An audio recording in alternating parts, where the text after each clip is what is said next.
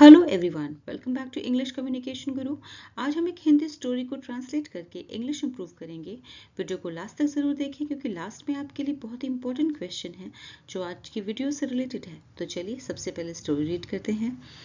हल्कू ने फिर चादर ओढ़ ली और गर्म राख के पास बैठा हुआ एक गीत गुनगुनाने लगा। उसके बदन में गर्मी आ गई थी, पर ज्यों-ज्यों शीत बढ़ती जाती थी उसे आलस से दबाए लेता था। जबरा जोर से भौंककर खेत की ओर भागा। हल्कू को ऐसा मालूम हुआ कि जानवरों का एक झुंड खेत में आया है। शायद नील गायों का झुंड था। उनके कूदने दौड़ने की आवाजें साफ कान में आ रही थीं। फिर ऐसा मालूम हुआ कि मानो वे खेत में चर रही हैं। हल्कू गर्म राख के पास शांत बैठा हुआ था। अकर्मण्यता ने उसे चारों तरफ से जकड़ रखा था। उसी राख के पास गर्म जमीन पर वह चादर ओढ़कर सो गया। सवेरे जब उसकी नींद खुली तब चारों तरफ धूप फैल गई थी और मुन्नी कह रही थी, क्या आज सोते ही रहोगे? तुम यहाँ आकर रम गए और उधर सारा खेत चौपट हो गया। हल्कू ने उठकर कहा, क्या तू खेत से होकर आ रही है? मुन्नी बोली, हाँ, सारे खेत का सत्यानाश हो गया। भला ऐसे भी कोई सोता है? मुन्नी के मुख पर उदासी छाई थी, पर हल्कू प्रसन्न था।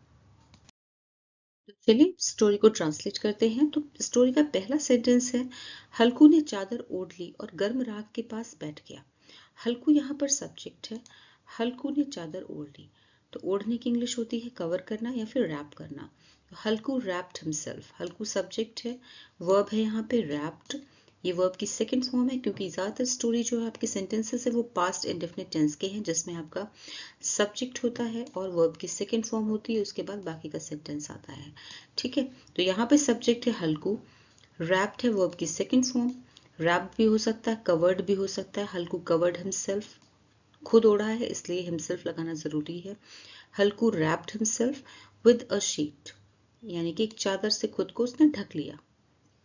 ठीक है, Halku wrapped himself with a sheet या फिर हल्कू ने चादर ओढ़ ली और गर्म राख के पास बैठ गया। और means and sat near the warm ashes। गर्म राख की इंग्लिश होती है warm ashes। sat बैठ गया। sit की सेकंड फॉर्म होती है sat। ठीक है, पास near the warm ashes and sat near the warm ashes। Halku wrapped himself with a sheet and sat near the warm ashes। Next देखते हैं, वह एक गीत गुनगुनाने लगा। वह एक गीत गुनगुनाने लगा। वह he started, लगा है यानी कि उसने भी काम करना शुरू कर दिया। he started, उसने ऐसा करना शुरू कर दिया या फिर लगा। he started start की सेकंड फॉर्म है humming a song। ठीक है, he started humming a song, गुनगुनाने लगा। वह गीत गुनगुनाने लगा। तो जीरंड फॉर्म में है गुनगुनाने लगा, वह एक गीत गुनगुनाने लगा। गुनगुनाने की इंग्लिश होती है हम करना, इसको यहाँ पे हमिंग करेंगे, जीरंड फॉर्म में यूज करेंगे। He started humming a song. Next, उसके बदन में गर्मी आ गई थी। हिज बॉडी, उसके बदन means his body started feeling warm. His body started feeling warm. ठीक है, यानी उसने गर्म महसूस करना शुरू कर दिया था, या his body started feeling warm. Alright, ये फिर से जीरंड वाला फॉर्म है आपका फीलिंग वार्म। नेक्स्ट सेंटेंस है, पर ज्यों-ज्यों शीत बढ़ती जाती थी। ज्यों-ज्यों मीन्स जैसे, एज सुन एज या फिर एज भी लगा सकते हैं, सिर्फ एज से भी काम चलेगा। बट एज, पर जैसे जैसे, ज्यों-ज्यों शीत बढ़ती, शीत मतलब ठंड, cold. But as the cold increased, बढ़ती जाती थी मीन्स जैसे जैसे बढ़ रही थी। कोल्ड इंक्रीज्ड सेकेंड फॉर्म है। उसे आलस से दबाए लेता था। उसे means he was overcome by the laziness. आप ये भी कर सकते हैं या फिर आप लिखिए laziness begin to take over him. Laziness means आलस से, begin to, take over means उस पर कब्जा कर रहा था, हिम। ठीक है, but as the cold increased laziness begin to take over him. Take over मतलब होता है कब्जा करना, अपना किसी के ऊपर कब्जा बनाना।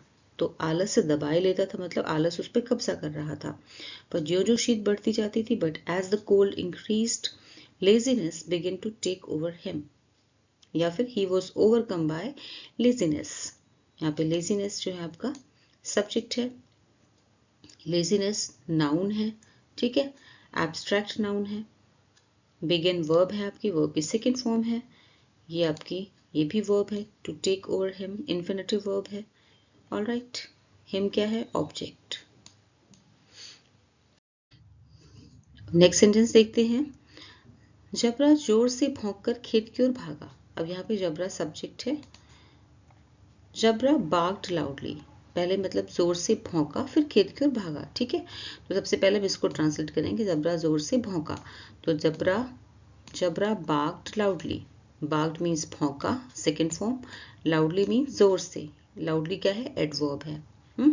जबरा जो है आपका नाउन है, सब्जेक्ट है, बाग्ड वर्ब है और लाउडली एडवर्ब है। भौंका, कैसे भौंका? जोर से भौंका।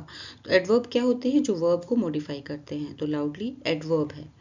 ठीक है, उसके बाद है barked loudly and ran towards the field, खेत की ओर भागा। Ran towards the field, run की सेकेंड फॉर्म है, खेत की ओर, टूवर्ड्स द फील्ड या फिर towards the farm. Alright, next sentence. Halku को ऐसा मालूम हुआ कि जानवरों का एक झुंड खेत में आया था। हल्कू को ऐसा मालूम हुआ। हल्कू फेल्ट। अब यहाँ पे आपको मीनिंग समझना है हर सेंटेंस का। सेंटेंस आपको एकदम लिटरल ट्रांसलेशन नहीं करना है कि वर्ड बाय वर्ड ट्रांसलेट करना है। हल्कू को ऐसा मालूम है, यानी हल्कू को ऐसा लगा। ठीक है, मीनिंग अगर समझेंगे तो ये मीनिंग निकल के आएगा। हल्कू को ऐसा मालूम हुआ या हल्कू को ऐसा लगा। हल्कू फेल्ट एज इफ, की, जैसे कि। ठीक है, हल्कू को मालूम हुआ जैसे कि जानवरों का एक झुंड खेत में आया था। A herd of animals had entered the field, खेत में आया था। ठीक है, had entered, ये कौन सा सेंटेंस है? ये है past perfect tense. Past perfect tense है ये, जिसका स्ट्रक्चर देखिए। हल्कू फेल्ट, यहाँ पर तो आपका पास्ट इंडेफिनिट हो गया, सब्जेक्ट और वर्ब की सेकेंड फॉर्म। फील की सेकेंड फॉर्म होती है फेल्ट। उसके बाद एज इफ आया, मानो की या जैसे। ठीक है, उसके बाद अ हर्ड ऑफ एनिमल्स, तो ये सब्जेक्ट हो गया। अ हर्ड ऑफ एनिमल्स मीन्स ये आपकी कौन सी नाउन होती है? Collective noun. ठीक है, कलेक्टिव नाउन होती है। अ हर्ड ऑफ एनिमल्स मीन्स जानवरों का एक झुंड। आया था, तो हैड के साथ वर्ब की third form, that is entered. Had के साथ में वर्ब की थर्ड फॉर्म लगती है।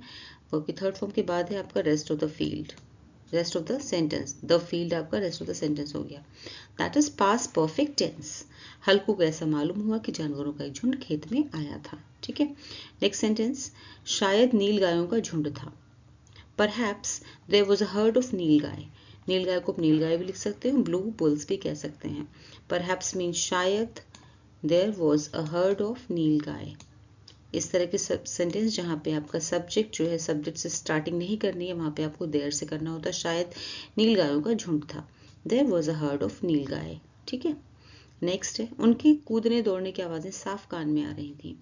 उनके कूदने दौड़ने की आवाज़ें, अब इसको आप इस तरह से भी ट्रांसलेट कर सकते हैं, he could clearly here. Literal translation नहीं करना है, समझना है कि ट्रांसलेट आपको क्या करना है। तो साफ कान में आ रही, यानी वो साफ साफ सुन सकता था। ठीक है, he could clearly here means वो साफ साफ सुन सकता था। उनके कूदने दौड़ने की आवाज़ें साफ कान में आ रही थी। He could clearly here the sounds of their jumping and running. The sounds of their jumping and running, कूदने और दौड़ने। ठीक है, the sounds of their jumping and running. इसको इस तरह से भी ट्रांसलेट कर सकते हैं, the sounds of their jumping and running were clearly Audible, मतलब सुनने में साफ साफ आ रही थी। वर क्लियरली ऑडिबल, आ रही थी को आप कमिंग नहीं लिखेंगे कि आवाज़ें जो थी वो आ रही थी, साउंड्स वर कमिंग, नो, आपको इस तरह से ट्रांसलेट करना, the sounds of their jumping and running were clearly Audible. Alright, next sentence देखते हैं। फिर ऐसा मालूम हुआ कि मानो वे खेत में चल रही हैं। फिर ऐसा मालूम हुआ, किसे मालूम हुआ? हल्कू को मालूम हुआ। ठीक है ना, तो यहाँ समझना है किसको मालूम हुआ। देन ही फेल्ट, फिर ऐसा मालूम हुआ या फिर उसे ऐसा लगा। ठीक है, फिर ऐसा मालूम हुआ का मीनिंग क्या आ रहा है? फिर उसे ऐसा लगा। देन, फिर, ही फेल्ट, उसे ऐसा लगा, उसे महसूस हुआ।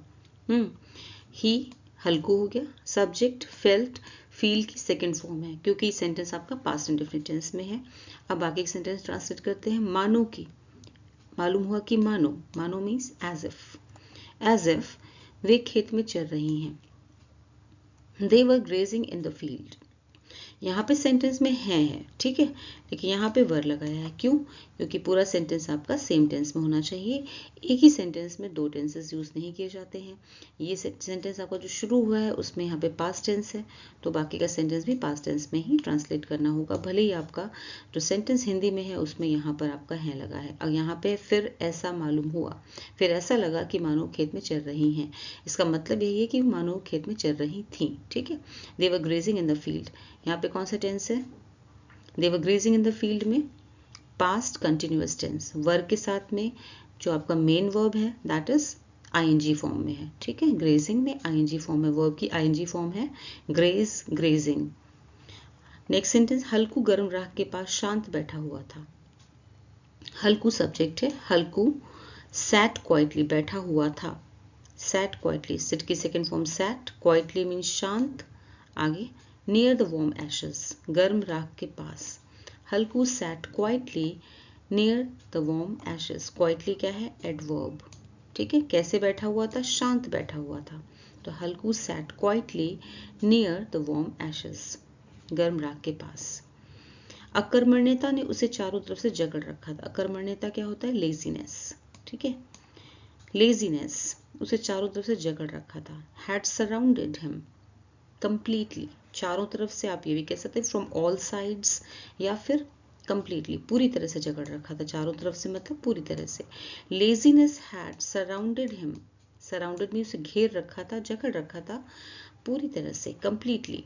यहाँ पे कौन सा टेंस है? पास्ट परफेक्ट टेंस है। हैड के साथ में सराउंडेड, सराउंड की थर्ड फॉर्म, ठीक है, सराउंडेड। लेजीनेस क्या है? सब्जेक्ट है। वैसे नाउन है ये, लेकिन यहाँ पे सब्जेक्ट है। सब्जेक्ट के साथ में वर्ब लगी है, मेन वर्ब आपकी सराउंड है, और ये क्या है? Auxiliary verb had, helping verb. Helping verb had के साथ में मेन वर्ब सराउंड की थर्ड फॉर्म। उसके बाद हिम ऑब्जेक्ट है, फिर कंप्लीटली क्या है? एडवर्ब। कैसे जकड़ रखा था? पूरी तरह से या फिर चारों तरफ से, ये एडवर्ब है। अब नेक्स्ट सेंटेंस देखते हैं। उसी राख के पास गर्म जमीन पर वह चादर ओढ़कर सो गया। उसी राख के पास, तो अब कहाँ से हम उठाएंगे? सबसे पहले यहाँ से ट्रांसलेट करना शुरू करेंगे। वो चादर ओढ़कर सो गया, तो उसने सबसे पहले चादर ओढ़ी फिर सोया, ठीक है। तो पहले ट्रांसलेट करेंगे चादर ओढ़ना। वो चादर ओढ़कर सो गया। He covered himself with a sheet, चादर ओढ़ने की क्या होगी English? He covered himself with a sheet. Cover की सेकेंड फॉर्म में कवर्ड, हिमसेल्फ खुद को ढका उसने, विद अ शीट उसने चादर ओढ़ी और सो गया, ठीक है। एंड स्लेप्ट, एंड स्लेप्ट, ठीक है। कहाँ पर? On the warm ground. उसके बाद लास्ट में आएगा गर्म जमीन पर। अब ट्रांसलेट करेंगे उसी राख के पास, नियर द सेम एशेस, ठीक है। तो ऐसे ट्रांसलेट करना बहुत इजी हो जाता है। आप इसको ब्रेक कर लीजिए पीसेस में, उसके बाद उसको ट्रांसलेट करिए। सबसे पहले देखना है कि कौन सा एक्शन सबसे पहले हो रहा है। तो सब्जेक्ट आपका ही है, उसके बाद कवर्ड है। He covered himself with a sheet and slept on the warm ground near the same ashes, ठीक है। अब नेक्स्ट सेंटेंस देखते हैं। सवेरे जब उसकी नींद खुली तब चारों तरफ धूप फैल गई थी। सवेरे, सवेरे मीन्स इन द मॉर्निंग, ठीक है। इन द मॉर्निंग जब उसकी नींद खुली। When he woke up, when he woke up, wake up की सेकेंड फॉर्म है वोक, फ्रेजल वर्ब है। When he wake up, when he woke up, woke up second form है। In the morning when he woke up, comma, तब चारों तरफ धूप फैल गई थी। सनलाइट, धूप मीन्स सनलाइट, हैड स्प्रेड, फैल गई थी, एवरीवेयर, चारों तरफ, चारों तरफ धूप फैल गई थी। हैड स्प्रेड कौन सा सेंटेंस है? ये आपका पास्ट परफेक्ट टेंस। यहाँ का शुरू का जो टेंस है ये है past indefinite tense. When he woke up, sunlight had spread everywhere, had के साथ में वर्ब की थर्ड फॉर्म। ऑलराइट, देख लीजिए इसका formula. Subject plus auxiliary verb, auxiliary verb क्या है? हैड। उसके बाद मेन वर्ब की third form that is spread. उसके बाद एवरीवेयर क्या है? एडवर्बियल फ्रेज है, एडवर्ब है ये भी, ठीक है। नेक्स्ट सेंटेंस देखते हैं। और मुन्नी कह रही थी क्या आज सोते ही रहोगे? मुन्नी जो कि हल्कू की वाइफ थी, वो कह रही थी क्या आज सोते ही रहोगे? And Munni was saying, Munni कह रही थी। यहाँ पे कौन सा टेंस है? पास्ट कंटिन्यूअस टेंस, ठीक है। मुन्नी सिंगुलर सब्जेक्ट है, उसके अकॉर्डिंग वॉज लगाया गया है। उसके बाद वर्ब की जो मेन वर्ब है उसकी ING form, saying. Munni was saying, Munni कह रही थी क्या आज सोते ही रहोगे? Will you keep sleeping all day, ठीक है, will you keep sleeping all day. Alright, अब इसका देखते हैं फॉर्मूला, स्ट्रक्चर देखते हैं। ऑक्सिलरी वर्ब है, विल ऑक्सिलरी है, ऑक्सिलरी वर्ब है, यू क्या है, सब्जेक्ट है, कीप क्या है, वर्ब है, ठीक है, मेन वर्ब है कीप। उसके बाद स्लीपिंग क्या है, प्रेजेंट पार्टिसिपल, प्रेजेंट पार्टिसिपल है स्लीपिंग, ठीक है, बस सोते रहना, काम कॉन्टिन्यूएशन में चल रहा है तो ये प्रेजेंट पार्टिसिपल हुआ। ऑल डे क्या है, एडवर्बियल फ्रेज है, ठीक है। विल यू कीप स्लीपिंग, क्या आज सोते ही रहोगे। नेक्स्ट सेंटेंस, तुम यहाँ आकर रम गए और उधर सारा खेत चौपट हो गया। तुम यहाँ आकर रम गए, रम गए मतलब इंजॉय करना, ठीक है। यू एंजॉयड योरसेल्फ हियर, यहाँ हियर यू एंजॉयड। तो सारे सेंटेंसेस देखिए, ये आपकी कौन सा टेंस है, past indefinite tense. You enjoyed yourself here, ठीक है, यानी तुमने यहाँ पे आके अपना एंजॉय किया और उधर सारा खेत चौपट हो गया। You enjoyed yourself here. You subject है, एंजॉयड वर्ब है, second form you yourself, you enjoyed yourself here and उधर सारा, और उधर की इंग्लिश क्या होगी, एंड ओवर देयर सारा खेत चौपट हो गया। इसको कैसे ट्रांसलेट करेंगे, the whole field was ruined, the whole field was ruined. Passive voice का सेंटेंस है, सारा खेत, होल फील्ड या होल फार्म चौपट हो गया, वॉज रूइंड नष्ट हो गया, चौपट हो गया, ठीक है। इसका स्ट्रक्चर देखते हैं, सब्जेक्ट है, यहाँ पे ये इसका स्ट्रक्चर है, द होल फील्ड से लेकर के रूइन तक, ठीक है। तो ये आपका सब्जेक्ट है, द होल फील्ड। ये कैसे बना है आपका, एडजेक्टिव और नाउन से। यहाँ पे नाउन क्या है, फील्ड, फील्ड नाउन है, होल क्या है, एडजेक्टिव। एडजेक्टिव क्या होते हैं, जो नाउन या प्रोनाउन की विशेषता बताते हैं। तो यहाँ पर आपका नाउन है फील्ड, फील्ड की विशेषता बता रहा है कि फार्म या फील्ड जो था कैसा था, वो पूरा खेत चौपट हो गया। कैसा चौपट हो गया, पूरा खेत चौपट हो गया, आधा अधूरा नहीं, पूरा, ठीक है। तो एडजेक्टिव क्या है, होल, होल एडजेक्टिव है।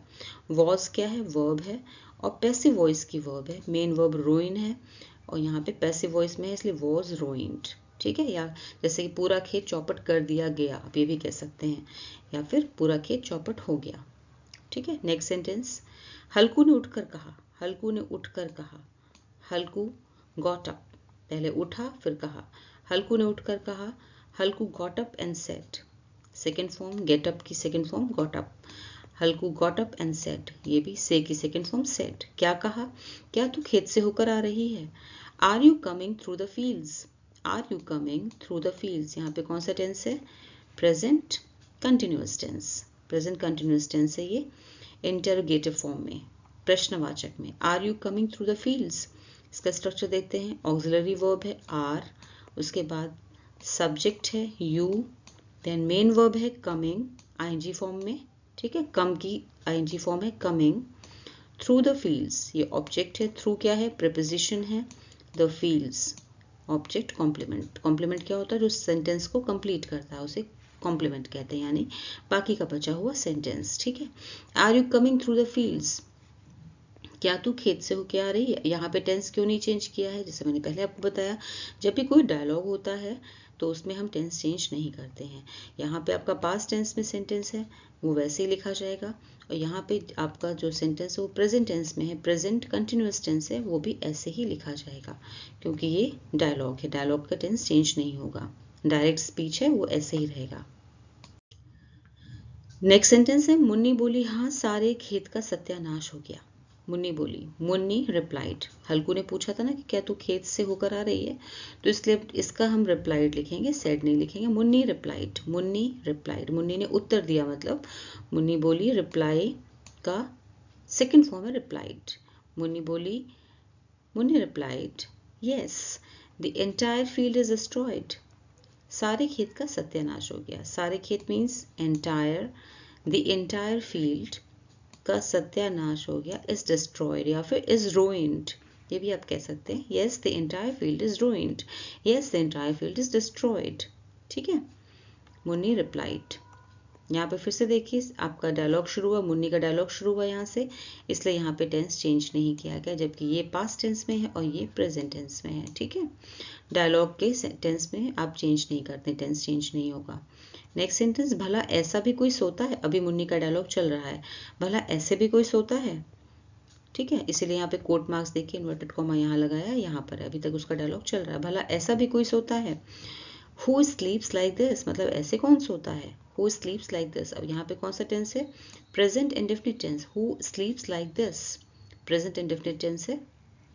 Who मीन्स यहाँ पे सिंगुलर है, ये sleeps वर्ब की फर्स्ट फॉर्म के साथ s लगाया गया है। Who sleeps like this, तो ये प्रेजेंट इंडेफिनिट टेंस है यहाँ पर। ठीक है, जबकि यहाँ मुन्नी रिप्लाइड भी कौन सा टेंस था, पास्ट इंडेफिनिट टेंस। तो भला ऐसा भी कोई सोता है, Who sleeps like this। Next sentence, दोनों देश की खेत की दशा देख रहे थे, सॉरी, दोनों खेत की दशा देख रहे थे। खेत की दशा, दोनों बोथ देख रहे थे, were looking, both were looking eight, look के साथ में एट जरूर लगता है, ध्यान रखिएगा। और यहाँ पे टेंस कौन सा आपका, past continuous tense. Both were looking at the plight of the field, यहाँ पे प्लाइट वर्ड क्यों यूज किया है, क्योंकि खेत की दशा नहीं, एक तरह से दुर्दशा है। ठीक है ना, खेत पूरी तरह से खराब हो गया था, इसलिए प्लाइट यूज किया। अगर आप चाहें तो यहाँ पे आप सिचुएशन भी, कंडीशन भी यूज कर सकते हैं। Both were looking at the condition of the field. ठीक है, both were looking at the condition of the field. Both means दोनों देख रहे थे, पास्ट कंटिन्यूअस टेंस है, वर के साथ लुकिंग, लुक की ING form, at the plight, किसी की ओर देखते हैं तो एट प्रपोजिशन यूज करते हैं, at the plight of the field यानी खेत की दशा देख रहे थे, खेत की बुरी हालत देख रहे थे। नेक्स्ट सेंटेंस, मुन्नी के मुख पर उदासी छाई थी पर हल्कू प्रसन्न था।